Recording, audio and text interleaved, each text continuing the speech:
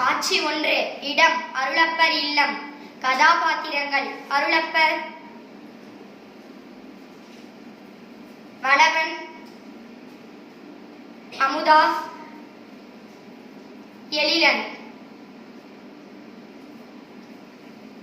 பிள்ளைகளே, நான் வெளிநாட்டிற்கு செல்ல இருக்கிறேன். அதனால் உங்களுக்கு கொஞ்சம் பணம் தருகிறேன். அதை பத்திரமாக பாதுகாத்து நான் வந்தவுடன் திருப்பி தர வேண்டும். அப்படியே செய்கிறோம் அப்பா. இந்தாருங்கள், ஒவ்வொருவருக்கும் கொஞ்சம் பணம். மிக்க மகிழ்ச்சி அப்பா.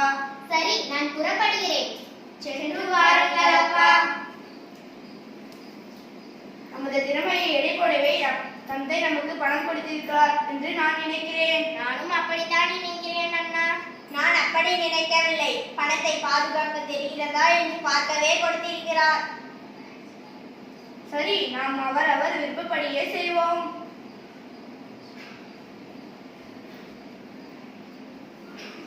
காட்சி 2. கதாபாத்திரங்கள் அருளப்பர், வளவன், எழிலன், அமுதா. அருளப்பர் சில காலம் கழித்து வீடு திரும்பினார்.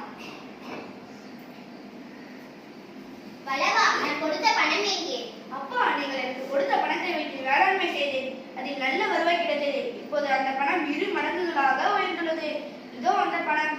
நல்லது வளவா, உண்மையும் உழைப்பும் உன்னிடம் உள்ளது. இந்த பணத்தை நீயே வைத்துக்கொள். தொடர்ந்து வேளாண்மை செய். அமுதா, அப்பா, நீங்கள் கொடுத்த பணத்தை வைத்து நான் பண்ணையை வைத்து மேலாண்மை செய்தேன். இதோ அந்த பணம். மிக்க மகிழ்ச்சி அமுதா. இந்த பணத்தை எனக்கு பரிசாக நீயே வைத்துக்கொள். பண்ணையை மேலும் விரிவாக நடத்து. எழில், அப்பா, நீங்கள் கொடுத்த பணத்தை மிக பத்திரமாக பெட்டியில் வைத்திருக்கிறேன்.